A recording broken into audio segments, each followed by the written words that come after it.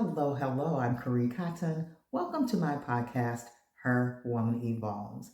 I'm so excited to share this podcast with you all. We are talking to women all over the globe about their stories, their journeys, their personal triumphs, struggles, challenges, victories, you name it. Whether we're talking about health challenges or career challenges, heartbreak, all of the things. I truly believe that as we are sharing, our stories, one woman to another, we realize that we're not the only ones on a particular journey. And that's what Her Woman Evolves is all about. This first episode is with my dear friend, whom I lost too soon, attorney Browne Lewis, who talks about her story of education and not living in boxes and her love for poetry, her love for people. And as a former dean of the North Carolina Central University School of Law, she taught her children, her students, how to soar above the eagles without forgetting those who came from behind. So sit back and relax,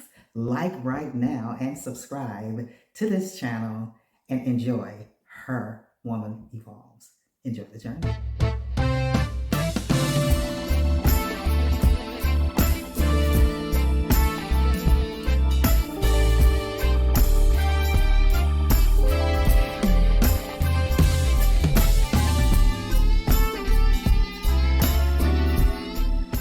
Today we have our esteemed guest, Dean Browne Lewis from North Carolina Central University School of Law in Durham, North Carolina. Welcome, Dean Lewis, to the AWE Network. I'm really excited to have you here. Thank you for spending some time with me today.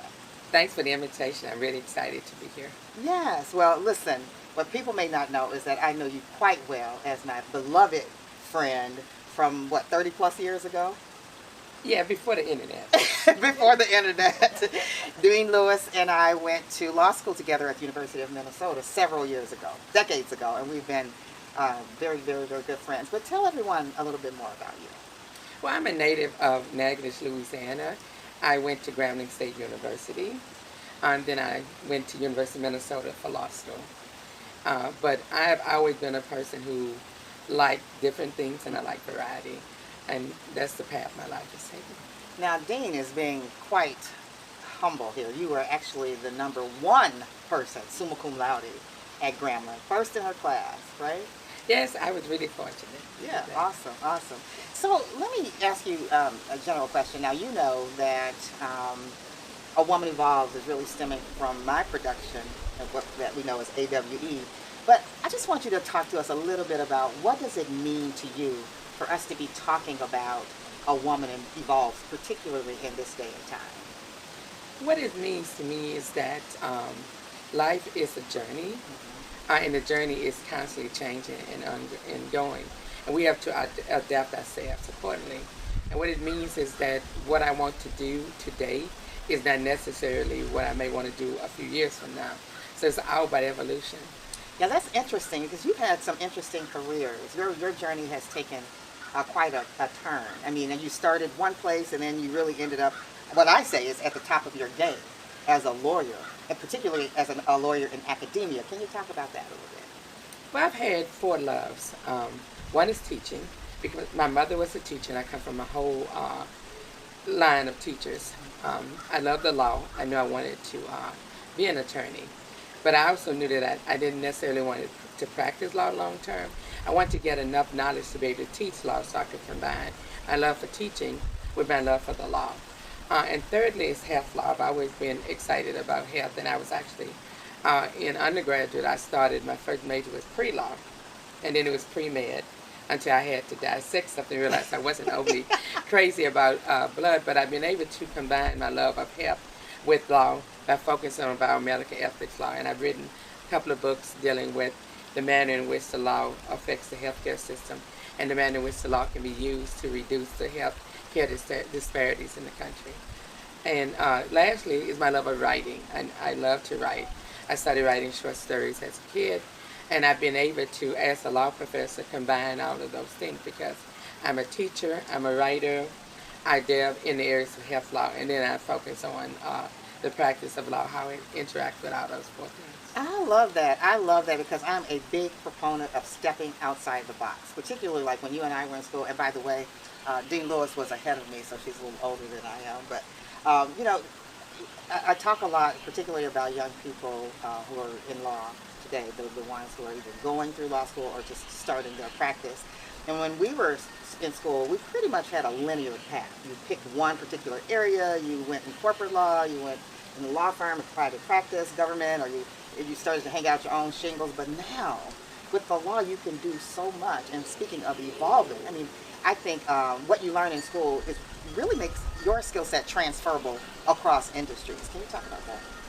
Well, law, about when we were in school, lawyers were rated as the most dissatisfied employees, so people didn't stay in law overly long.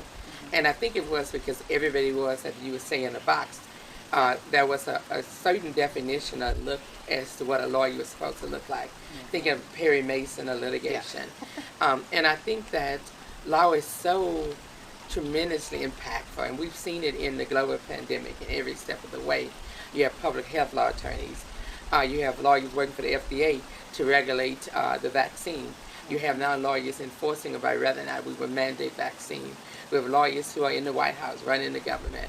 So there's so many, and I like to tell my students that law is so evolving until the type of law you practice once you graduate may not even exist when you enter law school. And we're seeing that in technology and the way it's impacting the practice.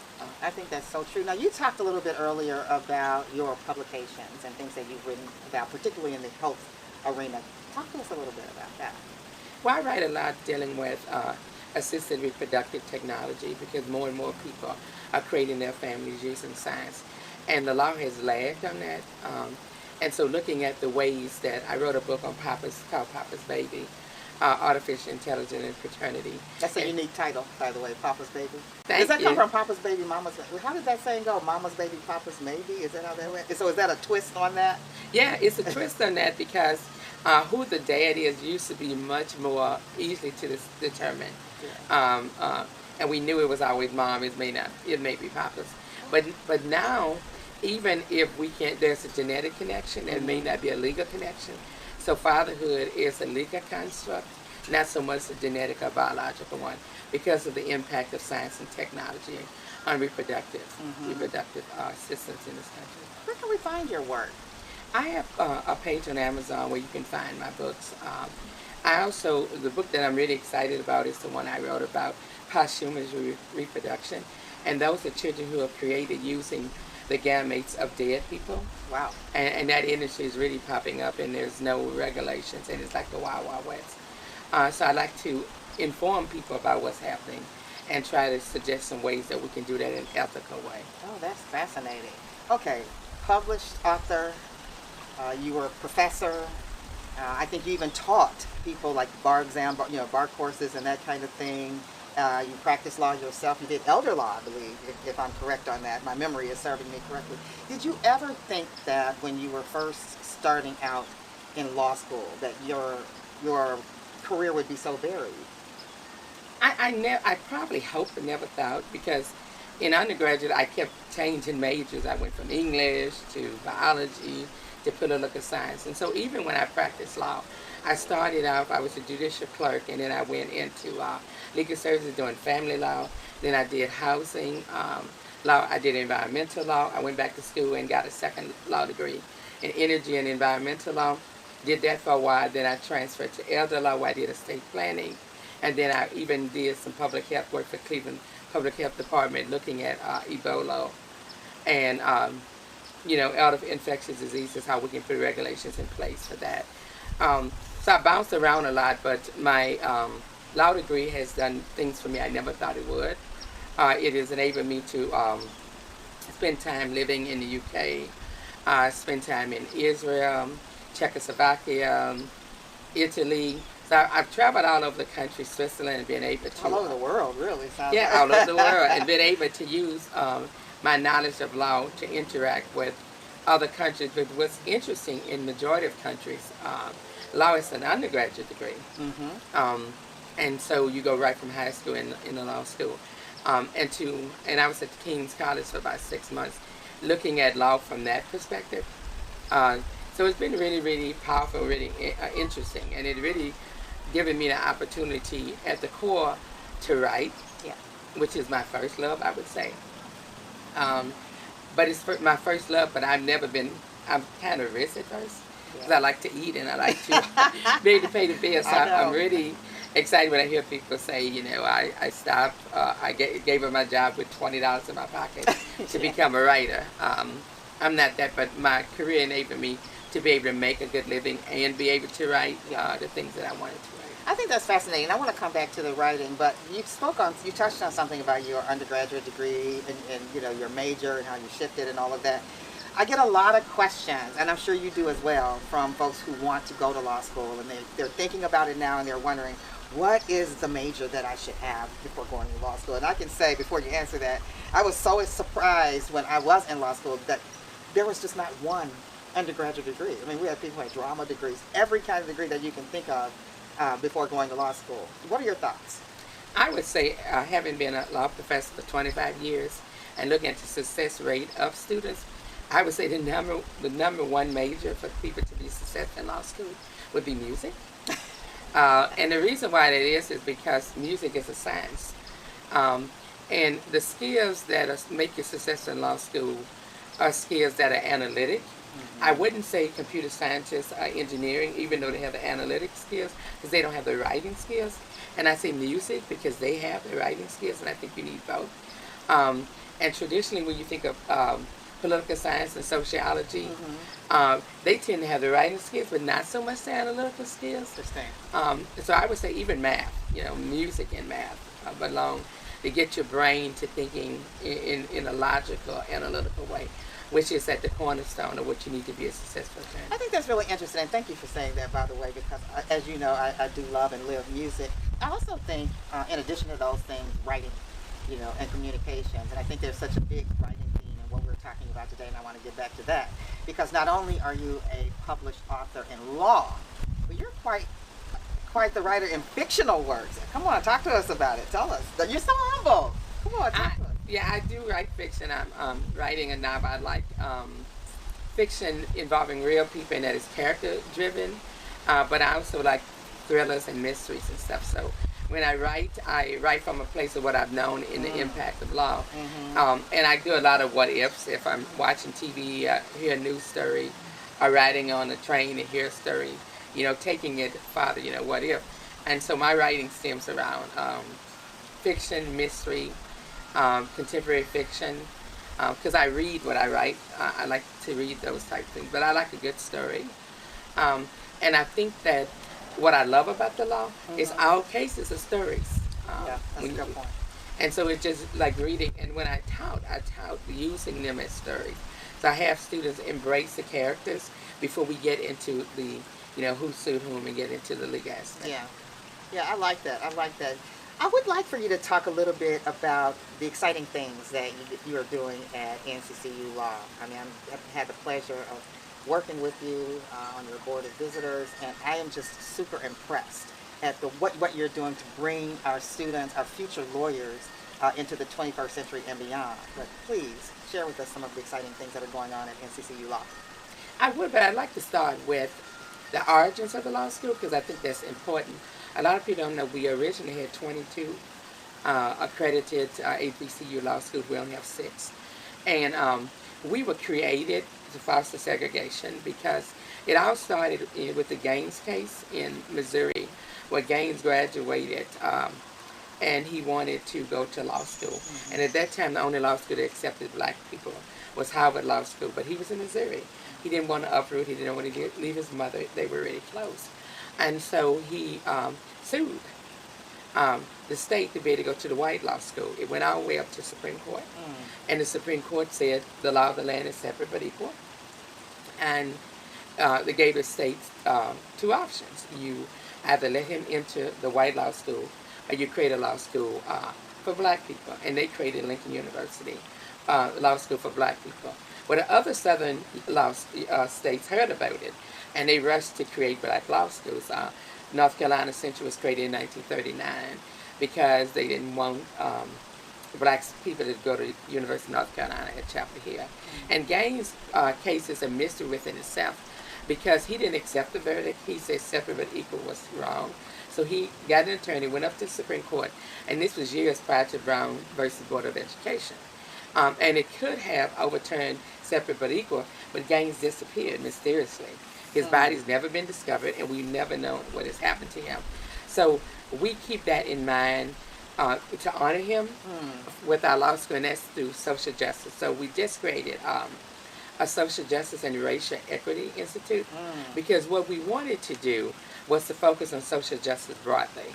With the killing of unarmed black persons in the United States, the focus is on police brutality and how we can get justice through the reform the criminal justice system. When 95% of African Americans never interact with the criminal justice system, yet they are impacted by systemic racism. So we want to look at discrimination in housing, credit score, consumer, health care. So in our institute, we're studying those issues and working to lobby the legislature to put some policies in place. And technology, we're in the research triangle part. So we got a grant from Intel to create a tech and law center. So we're focusing on classes like fintech, blockchains, the Internet of Things. I teach a class in law and AI. And we also want to look at the social policy around technology, the fact that people have unreliable internet, the pandemic when schools were forced to go online, that poor families had to sit in the parking lot and McDonald's to get the internet so their kids could study. Whereas in other countries, there are hotspots all over the city. So putting in legislation to make internet free for all. So we're excited about this, so combining technology with social justice. And so those are the type of things. That's fantastic. I tell law students and young lawyers all the time, be open to fintech. You know, technology is never going to go away. We're always going to need technology. And congratulations on all the things that you are doing for the law school. Has it been 1 year now since you It feels like it's been 5. I'm sure it's a good thing. It's a good thing. Well, it's only because I started, for example, my first year I started in June of 2020, right in the midst of the pandemic. So school was online, and then we had to figure out how we could pivot, especially with first year courses, with the Socratic method. How do we deliver that type of education online? How do I keep my students, my faculty, my staff safe in transitioning pre-vaccine and post-vaccine? How do we deal with protests on campus, because there were a lot of protests?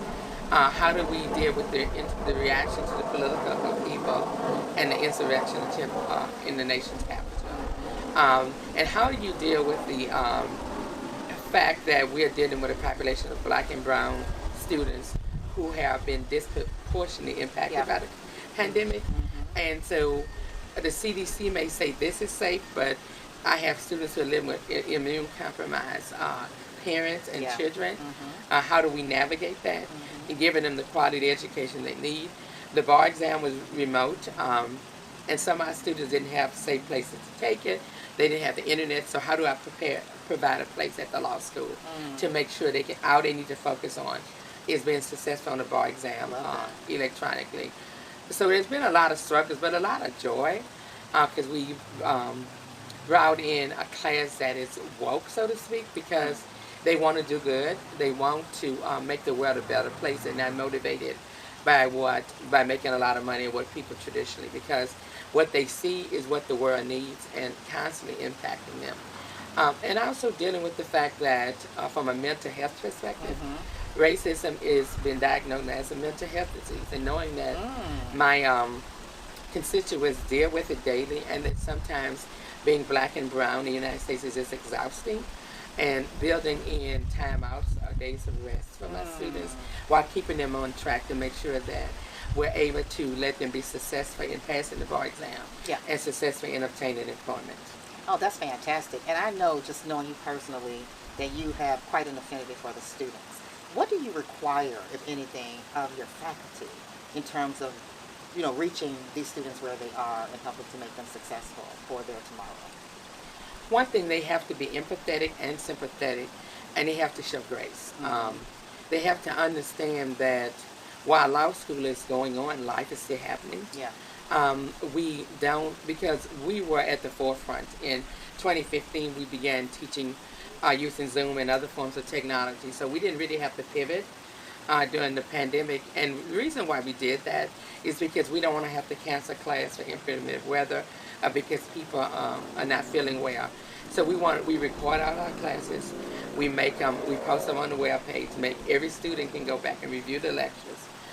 We have a real strong academic support clinic where students have the academic interventions that they need. But more importantly, having an early warning system, because there are so many students who are treated for non-academic reasons. So I need to know if my student is facing a financial crisis that maybe I can help them with. I need to know if my students are facing food insecurity. We have created a pantry at the law school for clothes to make sure our students have professional clothes for interview. We're working on creating a pantry where students can discreetly get food if they need it. I buy, ramen noodles and different things like that, and I put it around the law school, with no big ceremony, so students can slip in, because you want to make sure that students are encouraged to ask for help and know that it's going to be confidential, and that you're going to respect them as people. I think that's amazing. Kudos to you and to the law school. I think that's amazing. So, just a few more questions, and I want to pivot to one other area. But what would you say to the young incoming law student today about the possibilities of their trajectory coming into law school today? Well, in North Carolina, we're the legal eagles, and so I always tell my students about eagles. Be an eagle, because when the storm hits, other birds fly under the storm or they fly around the storm. Eagles fly into the storm. Yes, I love and they fly it. into the storm because they let the wind of the storm push them, so they're no longer just flying, they're soaring. So I tell my eagles that we're here, and we teach them to fly the way that the mother eagle teaches the eaglet, where you push them out of the net, but then you fly underneath them to test them until they're able to fly on their own. I love it. So go to a school where people are going to be there to help you soar, to see your potential, see your possibility, and to help you explore. And when you go to law school, you don't have to know what it is that you want to do for the rest of your life. You just have to know what you want to do the next hour of your life. That's right. That's great. That is great. And knowing that we're all undecided, we're all lifelong learners, and we're all pivoting. Listen, that is fantastic. I hope you guys did soak that in. That is fantastic, because you could not tell me that I wasn't going to be a public defender until, I had that experience with my probation officer that was responsible for helping me to tour the facility. I went in, he's like, I don't think this is going to be for you. But, everybody has her path, right? But I think that's amazing. I think that's really profound. I think that's so relevant and so now. So thank you for sharing that. And what would you say, well, before I even go there, I want to go back and give a shout out to our HBCUs, because, there are a lot of wonderful schools, around the world, really. And I have to say that I personally did enjoy my HBCU undergraduate experience. Of course, I went I did not go to an HBCU. I went to a predominantly white university for law school, as we both did. But I cannot have you here and not have you speak to the value of an HBCU. Yeah, an HBCU teaches you who you are and to be proud of that. When I went to Grambling State University, I was so surprised that there was so much of my history I didn't know, because they don't teach it in school. Yeah, I mean, you know about like Martin Luther King, and there's so many unsung heroes, especially black women. And so you see the possibilities, and you see black women, like in the movie Hidden Figures. Yeah. You see black women, and I learned about those at Grambling, right? So you see black women doing the impossible, and then you know you can. Yes. And I think it teaches you a sense of community and the debt you owe to your community, to respect your community, and to respect yourself and to be successful. And to reach back, right? Reach back against somebody else. Yeah, reach one, teach one. And how strong you are. I bring that to, because we are eagles, and there's this picture that I like to put on my Facebook page and on my page for my students. It's of a group of eagles on a mountain, and one eagle is slipping, and how the rest of the eagles form a chain Yeah. to make sure that they're pulling that eagle back on the Oh mountain. yeah. And so I tell them that you have an obligation as a black person in America to make sure that other black people in America are being successful, um, and defining whatever that success is. And no matter what you do, from district digger to president, that you always do it with respect for your ancestors and what you've gotten from them. Yes, I love that, Dean Lewis. I love that, love that, love it, love it. Want to pivot for a second here. You know, you've known me for a long time. You've seen my hopes and dreams. You've seen all kinds of experiences that we both have had. We've shared so much. But I love this A Woman Evolves. I love the fact that we're doing Her Woman Evolves with these interviews. And thank you, by the way, for being the first Thank you. interview. Yes, but I want to touch on that because we soon will be launching the 2021 AWE by OPIC. And you've seen like the evolution, no pun intended, of that production. Now I like to call it, you know, a movement, not really just a production, but a movement. But share your perspective. You've seen this maybe 3-4 times. Share your perspective of the A Woman Evolves Oh, wow. movement. What I often tell people when I talk about it is that I went for the singing and the sounds, Yeah. and I came left with a vision. And I never thought about evolution, looking back at my life as a journey, and I think it helped me to be introspective, and to be comfortable being different, because I've always been different in the sense that I've never been satisfied doing one thing. And for the longest, and you know this, I 3 or 4 years it was on to another job, Yep. you know, on to a new apartment. I like change, Yes. but a lot of people don't like change. I do like change, and that because so many people don't like change, that I thought I was weird for liking change so much and evolving. So it taught me that everybody's evolving, whether you want to acknowledge it Yes, or not. ma'am. Yes, Um, ma'am. and if you don't evolve and grow, you die. And I realized that after watching A Woman Evolves, that we're all evolving, and this change is good, and we're all changing, whether we want to acknowledge it or not. You either evolve and grow, or you die.